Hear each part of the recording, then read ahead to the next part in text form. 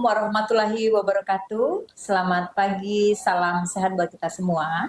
Selamat pagi pendengar setia Obsasi Rabain dimanapun Anda berada, bersama saya, kembali bersama saya Ceni Wulansari yang akan menemani pendengar mendengarkan perspektif atau pandangan dari unit kesehatan anak melalui kepala unit anaknya, bagaimana perawatan DBD, serta bagaimana unit kesehatan anak dapat mengimplementasikan praktek keperawatannya melalui pendekatan terkini dalam penanganan perawatan DBD pada anak-anak. Subhanallah.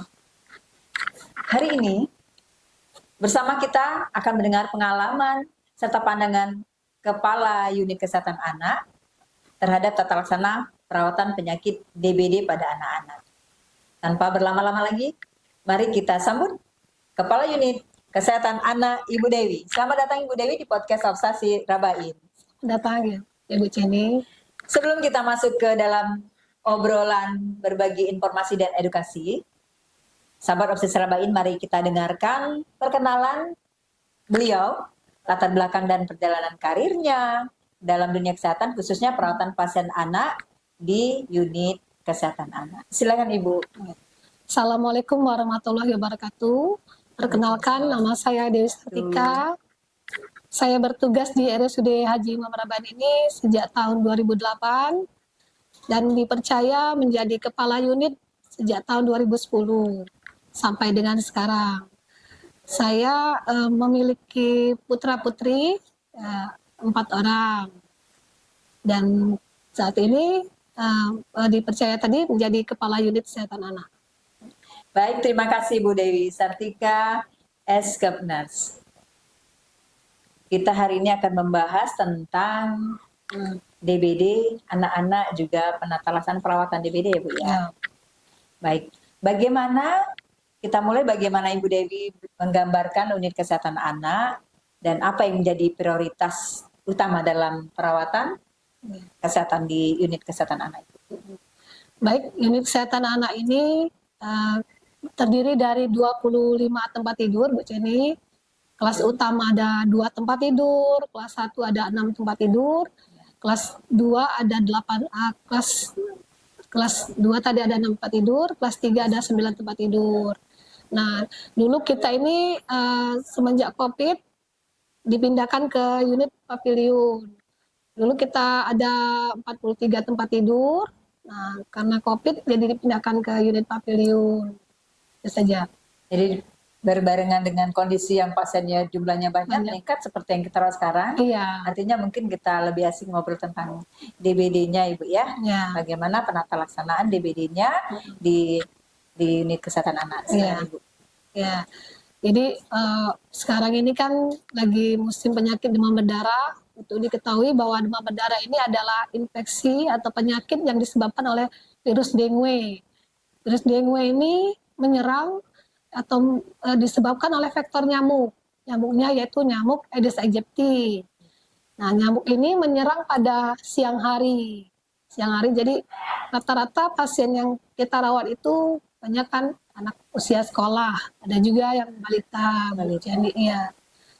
Jadi untuk diketahui demam berdarah dengue ini juga bisa menyebabkan kegawat daruratan. Nah, ini yang kadang tidak kita sadari kalau anak kita ternyata terkena demam berdarah.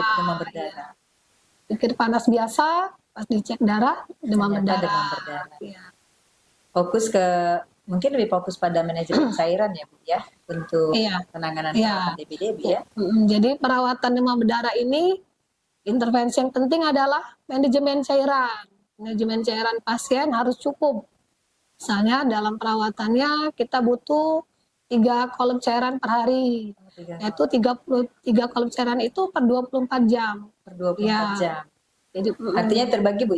Ya, dia tuh ya misalnya si pagi 1 kolom, siang 1, si malam 1 gitu, per 24 jam. Sesuai dengan sip kerja perawat ya Bu? Iya. Ada sip pagi, ada sip sore, ada sip malam. Terus berarti mengapa Bu penting kerjasama dalam penanganan DBD pada anak-anak di unit kesehatan anak? Ya, sangat penting ya, karena kita ini kan penanganan virus ya Bu. Virus demam berdarah ini kerjasama antara dokter, perawat, ahli gizi itu sangat ada bagiannya masing-masing, ya perannya masing-masing. Kalau dalam medis kan terapi medisnya seperti apa gitu. Kalau untuk perawatannya seperti apa. Seperti misalnya gizi juga, untuk diet gizinya juga seperti apa. Jadi seluruh bagian-bagiannya sangat berperan penting dalam penanganan pasien demam berdarah gitu ya. Artinya kalau saat ini di ruang unit kesehatan anak itu ada 25 tempat tidur. Ya. Apa semuanya dengan DBD, Bu? Tidak. Tidak ya. Jadi perawatan saat ini aja pagi ini ada 6 pasien demam berdarah. Ya. Tidak semua ya. Tidak semuanya demam berdarah untuk pagi ini. Terus bagaimana unit kesehatan anak itu mengimplementasikan praktek terbaiknya dalam penanganan perawatan DBD tersebut? Ya, jadi di unit kesehatan ini kita pakai metode tim, metode tim dalam pemberian asuhan keperawatannya. Jadi ada kepala tim itu bertugas di pagi hari, dia di pagi hari saja bertugas, dia akan mengkoordinir seluruh kegiatan pelayanan pada saat itu untuk pasien. Jadi dari kepala tim akan membagi pasien, misalnya 25 pasien pagi ini akan dibagi dengan 6 yang shift pagi saat ini. 6 orang yang shift pagi ini. Bertugas juga, koordinasi juga dengan shift sore, Bu. Dan shift malam itu kepala tim lagi. Iya, berkesinambungan. Ada laporan pasien gawat, pada saat sore atau malam tetap kepala tim yang memegang peranan. Artinya kalau misalnya metode manajemen cairan tadi berkesinambungan, Bu ya? Iya, Bu. Melalui tim tadi ya? Iya, nanti pada saat pagi hari kita follow up lagi, ini sudah cukup 3 kolom atau belum. Itu di saat pagi hari kami visite perawatan. Ya, visite perawatan dulu pagi sebelum visite dokter. Baru kita lihat dulu ini sudah cukup atau tidak yang sesuai dengan dari order yang DPJP tadi, yang dari DPJP. Iya, harus bertanggung jawab. Artinya benar-benar implementasi praktek itu melibatkan tim medis. Iya, tim medis. Cairannya, Bu ya. Protokolnya, standar, terus pengadaan SDM. SDM-nya bagaimana, Bu? SDM saat ini kami ada 19 orang, termasuk saya, ya. Jadi SDM-nya sudah cukup. Ya, kalau dengan 25 tempat tidur sudah cukup. 25 tempat tidur. Jadi kalau pagi berapa yang jaga, Bu? Si pagi lebih kurang 6 sampai 7. 6 sampai 7. Sore 3. Si malam biasanya 2 atau si malam 2. Ya, pas dengarnya malam, tugasnya hanya 2, Bu. Iya, jadi kadang 3 juga.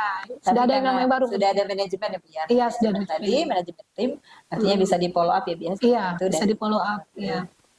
Terus apa sih, Bu, yang menjadi tantangan utama nih di unit kesehatan anak dalam menangani kasus perawatan DBD tersebut? Ya, jadi yang menjadi tantangan ini adalah bagaimana ketika pasien sudah dipasang infus, Bu, kita itu berkolaborasi dengan keluarga pasien untuk mempertahankan infus anak itu tetap terpasang. Itu nomor 1 kalau di anak kan.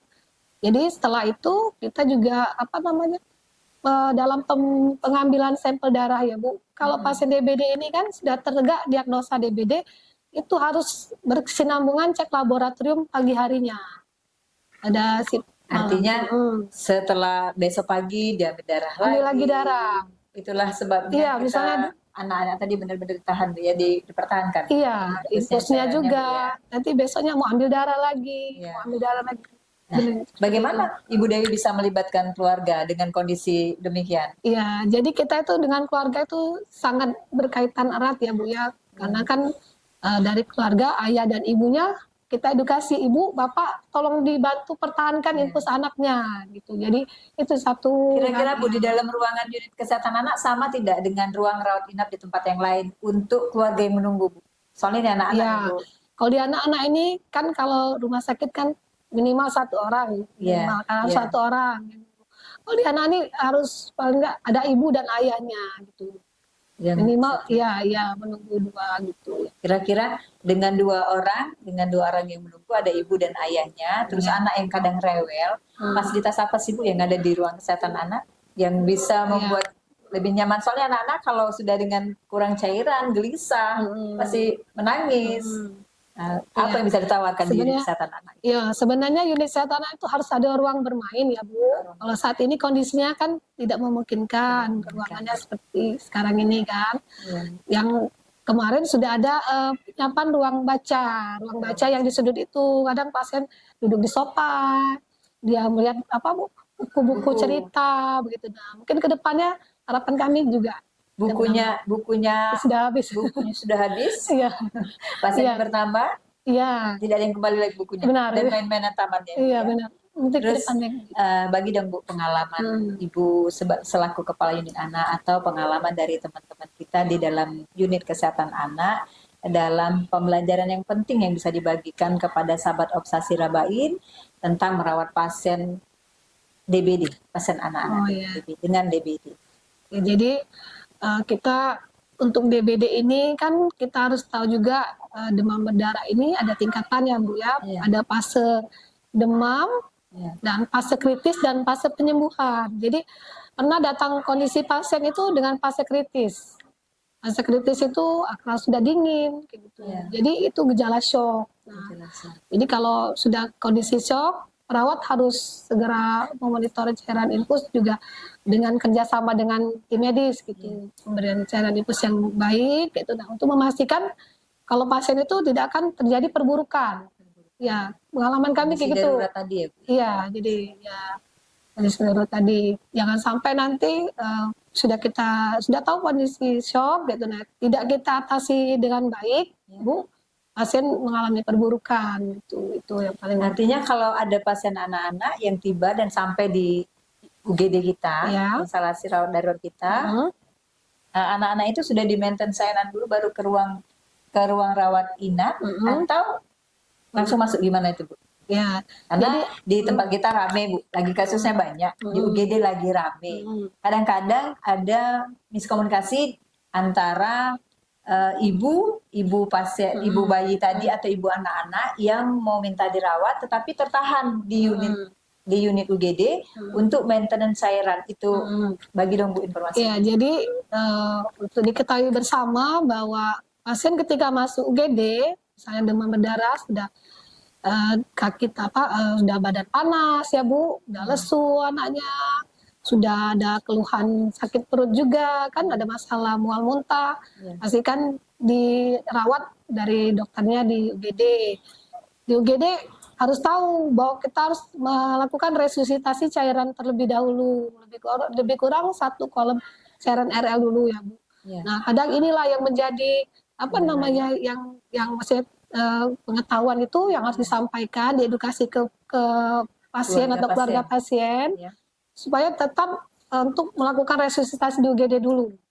Sudah selesai resusitasi, ya kondisi stabil, baru boleh dirawat di rawat inap biasa atau rawat kesehatan anak. Artinya sahabat Obsasi Rabain harus sabar-sabar ya Bu Dewi ya. Iya, menunggu hasil labor sudah sampai di unit gawat darurat, itu sebenarnya sudah terjamin cairannya. Tapi hanya bersabar dulu karena harus menunggu hasil laboratorium dan maintenance cairan sebanyak resusitasi cairan. Resusitasi cairan sebanyak 1 kolom itu. Ya, lebih kurang. Itu waktunya bisa berapa lama Bu? Panjang waktunya Bu? Iya, lebih kurang sebenarnya 4 jam.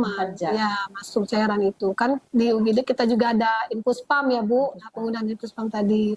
Kadang menunggu waktu lama itu di UGD karena mungkin belum ada ketersediaan tempat tidur. Gitu, ya. Jadi tertahan dulu. Artinya kalau misalnya sudah masuk, sudah dipasang cairan, maintenance cairan tadi, resusitasi cairannya selama 4 jam. Itu yang harus disampaikan sama keluarga pasien Bu ya, harus bersabar, lebih kurang. Nanti jika memang ketersediaan tempat tidurnya ada, langsung bisa dipindah ke unit kesehatan anak.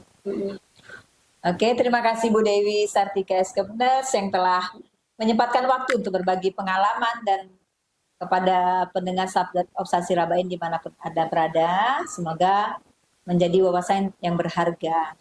Ada satu lagi nih Bu, kasih closing statement untuk sahabat Obsasi Rabain, closing statement tentang mungkin harapan ke rumah sakit, bisa harapan kepada sahabat Obsasi Rabain atau rumah sakit dan masyarakat. Ya, sekarang kan kita kan lagi musim penghujan, sahabat Obsasi Rabain. Jadi ada peningkatan pasien DBD, penyakit DBD. Tetap menggalakkan ke 3M tadi ya Bu, ya, di masyarakat gitu. Terus kalau memang anaknya sudah kondisi demam lebih dari 3 hari gitu, nah, segera dibawa ke pusat pelayanan kesehatan gitu ya, biar tahu pasien ini untuk DBD atau bagaimana gitu kan. Terus harapan kami ke rumah sakit mudah-mudahan ada nanti ke depannya ada penambahan jumlah tempat tidur Jumlah di tempat tidur. unit kesehatan anak gitu. Jadi terus ada juga penambahan ruang apa bermain, kayak itu ya, lebih nyaman pasien kita gitu yang dirawat gitu aja. Di ruang unit kesehatan anak itu Bu Dewi ada kepala instalasinya, Bu? Ada Ada kepala instalasi kita Dokter Istada spesialis anak, ada juga dokter anak, Dokter Henry Aziz spesialis anak juga. Iya. Artinya Iya.